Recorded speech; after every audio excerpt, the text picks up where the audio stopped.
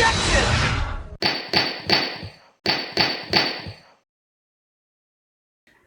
Alright, I'm trying to remember what had happened. Superheroes, TV stars, murder, kidnapping. Yeah. I think that's right. Alright, let's go. Maybe. Let me make sure everything's running correctly because it moved shit around. There we go. Alright, yes, the microphone's working, and good. Doodle-doo. March 22nd, 9:47 a.m. District Court, Defendant Lobby, number 3. Sorry, I just had soda. I'm not very ladylike, but I never claimed to be. Look at me. I'm clearly the man in my own relationship. Whatever that means. Anyway. Adrian did it? Oh, where's my remote? Where's my remote emote? Where is my remote? It's across my bed for some reason, which is weird because I don't watch TV here. Whee! Just turn it up a little in my ear. Okay. Adrian did it? This is what it looks like. Dude, no way! That woman couldn't do anything like that. In court today, there will be a mountain of evidence that will implicate you. A mountain of evidence? I'm certain there is someone out there trying very hard to pin this whole thing on you. Please, Mr. Lawyer Dude, like I said yesterday, I'm refreshing like a spring breeze, alright? Can't let any sort of scandal ruin that. I understand. Well, it's almost time. Maya. We must get a complete acquittal today. I know. But I can't focus on Maya's situation right now. Pearl's either. No matter what, I have to focus on winning this case by the end of the day. Indeed. Well, let's get going. It's him. This is Wright. Good morning. This is Mr. Attorney, the day of the trial. This is it, Mr. Attorney, the day of the trial. Maya, she's unharmed, right? Well, when I checked on her earlier this morning, she seemed a bit, how shall we say, tired. Don't worry, people don't die that easily. Besides, what you really should be concentrating on is winning today's trial. For my sake, as well as yours, you must win today's trial. Which is why I sent you a little present this morning. Present? What in the world would you want to give me? You'll figure it out once the trial starts, and even if you don't like my gift, I expect you to graciously accept it and win today's contest, if you please. Wait. Beep. The kidnapper sent me a present? Mr. Lawyer Dude, who was that? No one. It has nothing to do with you, so forget you heard anything. Dude, did your nose just get longer? March 22nd, 10 a.m. District Court, courtroom number 3. Court is now in session for the trial of Matt Engard. The prosecution and defense ready. The defense is ready, Your Honor.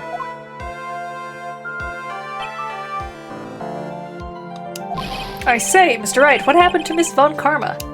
I don't know, Your Honor. Why are you getting mad at me? Your Honor! Please be quiet, bailiff. Court is in session.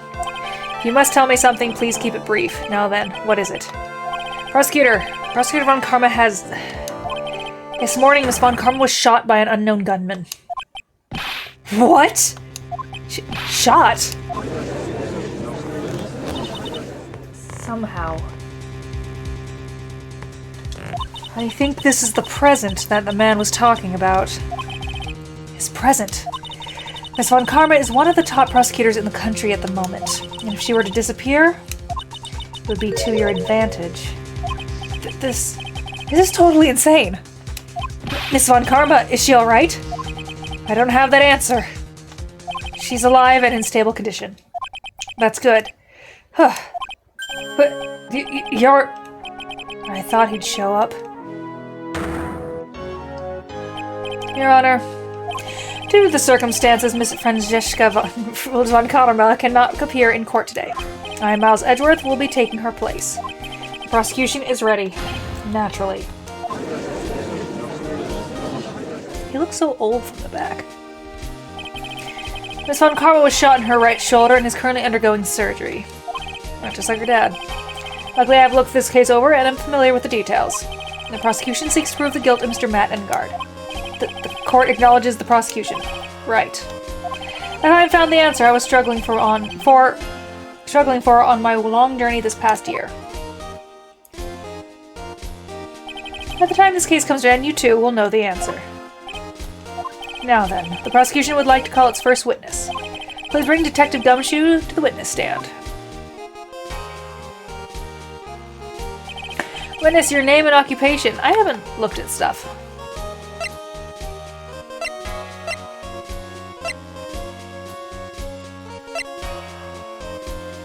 Okay, I'm just trying to remember what's in my gear. Witness, your name and occupation. My name's Dick Gumshoe, sir. I'm a detective down at the precinct. For now. For now? After this trial's over, I'm supposed to turn in my badge, sir. Detective Gumshoe. The prosecution has no need for a depressed witness. Lift your head and face forward like a proud officer, Detective Dick Gumshoe. Yes, sir. Now, let's have your testimony. If we want to explore the various facets of this case, we must start with that. Get ready, Phoenix. This is going to be one very rough fight. Yeah, it would have to be with Edgeworth as my opponent. Opponent. The answer she was struggling for. Interesting. Show me this answer you finally found, Edgeworth. Bare facts of the case. This murder happened at the Hero of Heroes Award ceremony, sir. The victim, Juan Corrida, was found dead in his hotel room. After looking into the cause of death, we believe he was definitely murdered, sir. At first, we thought there was something suspicious about the empty guitar case. However, we later found out that the guitar case had nothing to do with the murder. After the award ceremony ended, the victim was alone in his room? Yes, sir. Both the victim and defendant went alone to their room, sir. I see. Mr. Wright, you may begin your cross-examination.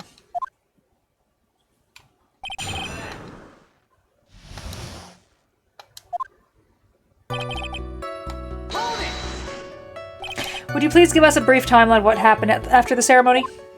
Okay, pal. The ceremony started at 6 p.m. It ended around 8 p.m. and then there was a short break. A special post-ceremony show was supposed to start in the lobby 30 minutes later. And that's when the victim's body was found, correct? Which is to say, the murder occurred during that 30-minute break period. Please continue with your testimony, Detective. The victim, Juan Corrida, was found dead in the hotel room.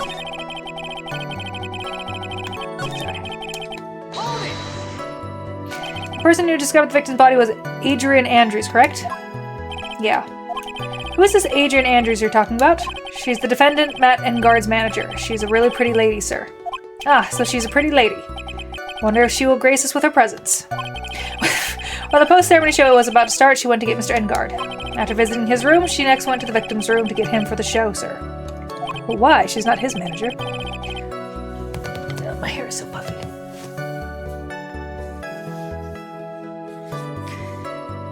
It does look better down one side. I see, and that's when she found the victim's body. After looking into the cause of death, we believe he was definitely murdered, sir. The cause of death, wasn't that because Mr. Corrida was stabbed in the chest? Only a careless amateur would believe something so brainless as that, pal. Take a good hard look at the crime photo. Now, real pro's attention would be drawn here to this bandana. Bandana. His bandana, sir. That's the thing wrapped tightly around his neck, sir. Ah, yes, I see. His bandana is scented bandana. Then what about the knife? It seems to have been stuck in the victim's chest on purpose. Victim's chest on purpose after his death.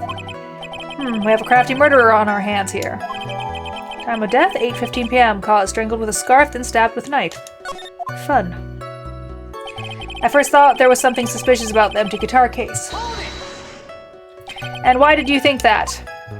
Because it was empty, pal. The Jammin' Ninja doesn't go anywhere without his bright red guitar, and we couldn't find it anywhere at the scene of the crime. Oh, then how about this theory? The fan really wanted the guitar and did the crime to get it, how's that? We thought of that too, but... the only fingerprints on the guitar case were the victims. Only the victims, huh? I see. So much for my theory, then. Guitar case updated. Empty. There is some water, but only on top of the lid. Bears Karita's fingerprints. However, we later found out that the guitar case had nothing to do with the murder. What convinced you it had nothing to do with the case? The guitar wasn't at the Gatewater Hotel that night. Well then, where was it? The bright red guitar was eventually found on the TV studio. The victim, Juan Corrida, had apparently only taken the case with him, sir. So you mean he forgot to put the guitar inside the case? Yes, sir. Even when he was on stage for the ceremony, he didn't have his guitar. And that guitar case was empty even before we got to the hotel. Yeah, that's right, so it really had nothing to do with the case after all. I believe that is enough. First, the victim was choked to death with his bandana. Then, after the victim was dead, the killer deliberately stabbed him with a knife. Which brings me to my next point. Why then did the police arrest Matt Engard? Because there was reason enough to suspect him. Here it comes. Looks like Edgeworth's back in full swing. Well, Detective Gumshoe, please testify about this matter. Yes, sir. Why arrest Engard? Matt Engard and Juan Corrida were huge rivals with each other. They each thought the other guy was in his way. That's motive enough in my book. As for evidence, there's the Jammin' Ninja's button. It was ripped off the ninja costume and was found in Mr. Engard's hakama. The defendant's fingerprints were also all over the knife. The defendant bought the knife for the crime, which makes this premeditated murder.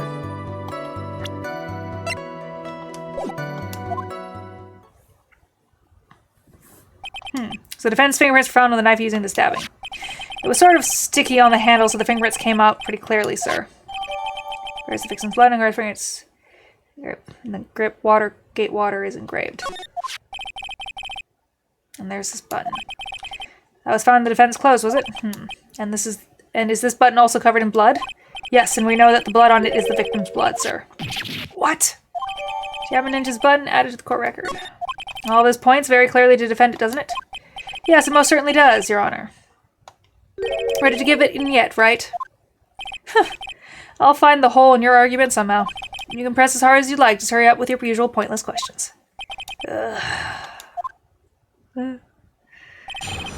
Why arrest Engard? They're huge rivals with each other. But in terms of popularity, Mr. Engard won, did he not? Yeah. But you know what's ironic, pal? Juan Corrida was always one step behind Mr. Engard in everything. This year it seemed like he'd finally caught up, ready for the big final showdown. Mr. Corrida lost the Grand Prix in the end. That is too bad. He must have been pretty downhearted after losing. They each thought the other guy was in his way. That's motive enough in my book. Wait just 1 second here. Mr. Engard was beating Mr. Corrida in the popularity polls. Well, yeah, I guess, but... Which means that in the defendant's eye, the victim was not a rival at all. Which means he had no motive to kill at all.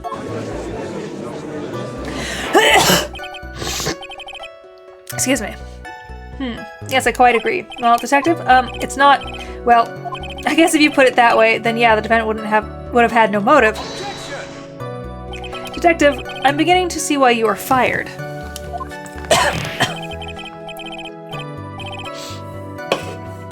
No. Not you too, sir. Mr. Edwards, sir, that's... I look forward to your pension negotiations. No! Now, Detective, let's continue with the testimony. Sniffle. No, not my poor pension, too. Detective, if you value your money, I suggest you proceed. Yes, sir. We can talk about my pension later, sir. What about what I was saying? Hello? Anyone? As for evidence, there's the Jammin' Ninja's button. Do you have any proof that belonged to the victim? Huh? What do you mean, pal? Oh, let me put it this way. I'm asking you if you have any evidence to back up your claim that this button was ripped off the Jammin' Ninja's costume. Huh? But can't you just tell by looking at it? And the victim's blood is on it. Anyone could have smeared that blood on there afterward. Mr. Edgeworth, help me, sir. Alright, I knew it had to be this piece of evidence now to reel this one in. Thread. Huh? The button was attached to the costume by thread, obviously. And that thread snapped when the button was torn off. If you match up the ends of the threads on the costume with the thread on the button, it's a perfect match. Yeah, that's it. They're a perfect match, pal. That's Edgeworth for you, never misses a beat. I want to look at stuff, hold it.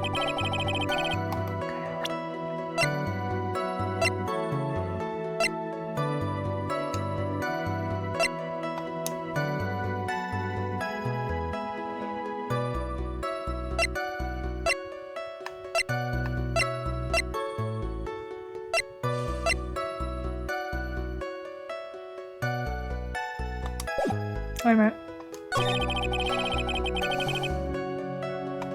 The defendant bought the knife for the crime, which makes premeditated murder.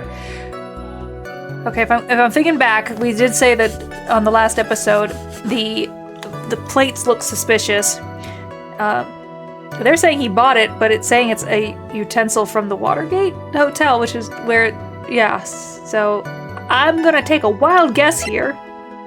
Objection! Yes? Wait a second. What?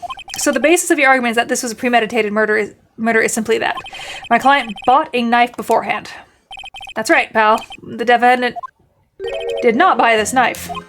I can reach on the left thigh. Huh? Take a good look at the handle on this knife and you'll see what I'm talking about. Huh? It has Gatewater sealed set into the handle.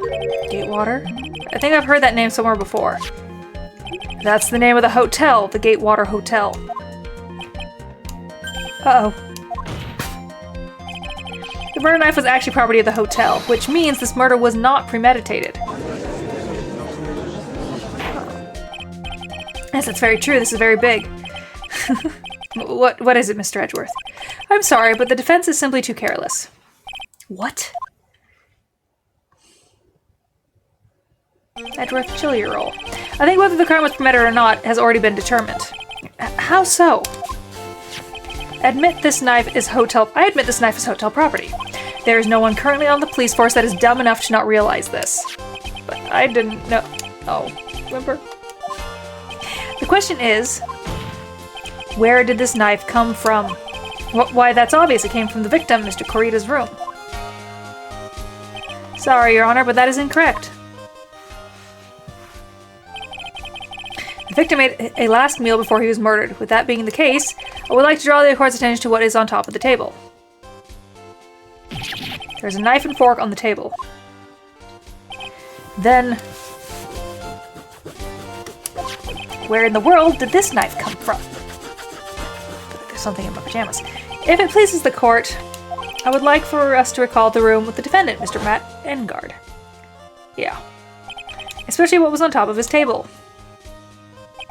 There's something missing, perhaps it's a single knife. We investigated the leftover dishes for fingerprints, and while we were investigating, we came to the conclusion that Mr. Matt Engard's knife was missing. Ugh. Mr. Engard had gone to the victim's room with a knife he had used during dinner. Why would he carry a knife on a visit? To kill, of course. With that, I believe the prosecution has been proven. This was a premeditated murder.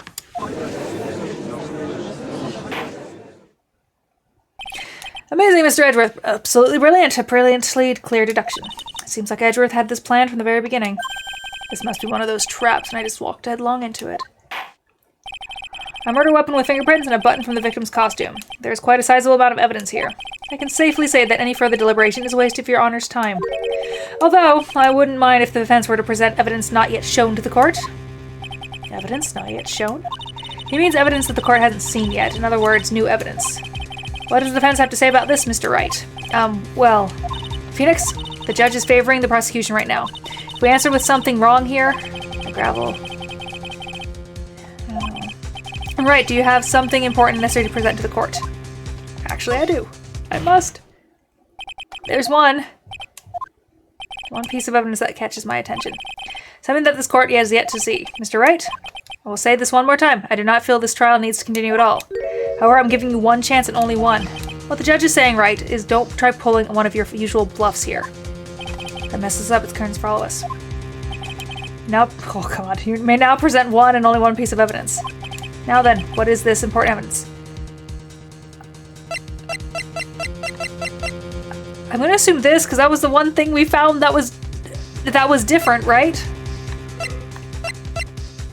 Take that! This is a wine glass, is it not? Please look at the photo of the crime scene one more time. The scene is a mess because the victim struggled against his assailant. Okay, I got it right. The vase is broken. His makeup is all over the floor.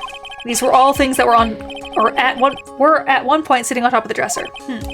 Well, yes, I see your point. However, this glass that is sitting on top of the dresser is mysteriously untouched. The only thing that had not fallen over, along with everything else in the wine glass, is the wine glass. This piece of evidence is more than strange enough to warrant further consideration. Well, what do you all have to say? Well, yes. It is a little peculiar. Yes, isn't it? I thought it was. You can stop looking at me with those puppy dog eyes of yours now. Mr. Edgeworth, what is it, Your Honor? Your opinion. You don't need my opinion, because there is no special meaning to that glass. What? It's safe to say that the glass was set there after the crime took place. By the person who discovered the body, Adrian Andrews, for example. She could have easily been so shocked that she set the glass down without thinking. That does sound very plausible, Mr. Wright. Could Miss Andrews really have set the glass down without thinking? If I appear weak here, the trial is over. I can look for my proof later. For now, I should trust my instinct and point with certainty. They just might fall for it if you're not provoking enough. The defense would like to challenge the prosecution's theory. We would like to see something that proves it was Miss Andrews who set the cup on the table. You've turned the situation on its head yet again, as usual. Mr. Edgeworth, do you have any proof to back up your claim? There's no way he has any. He's just bluffing. Unlike Mr. Wright, I never say anything unless I have evidence to support it. What? You're not thinking hard enough today, Mr. Wright. Did you think this wine glass escaped my notice? Then... Of course it has been thoroughly inspected for fingerprints. Fingerprints? There were only one set of fingerprints left on this wine glass. Only one? Well, whose were they? They were not the victims nor the defendants, rather they were that of Adrian Andrews. What? Wine glass updated in court record. That is why I said that the person who had discovered the body had left it there. Are we done here, Mr. Wright? I can't believe I fell into another trap. Miss Andrews was probably holding the glass when she went to see Mr. Carita. But upon seeing his dead body, she was stunned and set the glass down on the dresser. What you just said makes a lot of sense. Tisk tisk. Now do you see, Wright? You can't change any part of my scenario as it explains everything all too well. I've thought long and hard this past year about what it means to be a prosecutor. And from here on out, I will show you the answer I have come to discover. Wait a second, Mr. Edgeworth. I think the prosecution has provided enough evidence for me to enter my verdict. Unfortunately, I cannot allow you to pass judgment yet. The prosecution has yet another witness we would like the court to hear from. Another witness? Yes. Bailiff, please bring in the next witness. What in the world is Edgeworth thinking? He wants honesty now, not lies. Hello, Karma. Boo. Now then, witness, please state your name and occupation. Witness, your name and occupation, please. Ugh. Gotcha. Ugh. I wonder what happened to the calm composure he had earlier. Oh, edgy boy, it's been, what, a year since we last met, hasn't it? You should be more happy to see me. I saw the report with her testimony, but who knew that under that helmet, it was the Wicked Witch of the witness stand. I tell you, this time I know what I'm supposed to do. So today I'm going to tell you everything and anything and everything. Even things that don't have to do with the terrible crime. Miss Witness, that terrible crime is all this court needs to know. Ooh, shush. I'm talking to my edgy wedgie right now. Don't interrupt us, Gramps. Yes, madam. No. Please, by all means, interrupt her. Please. Anyway, witness, your testimony, please. It's true what they say, that youth are hot-headed nowadays. Not that I mind at all, Edgy. Now then, what should I start with? The witness was on security detail in the hotel the night of the murder. Is this correct, Miss Oldbag? It was a great job being able to see my dearie Juan. It was just almost too much for my little heart to handle. You mean you were a fan of the victim? Look, everyone is crazy over that Engard. He's saying he's cute in a fresh way or something. But not me. I wouldn't say anything so silly. After all, I have no interest in a little child like him. I'm only interested in a real man, Juan Carita. Hello, Nacho Josh. How are you? But those two are the same age. Anyway, as I was saying, I was pacing in front of his room that night. Very well. Please tell the court what you witnessed the night of the murder. Leave it to me, Edgy Poo.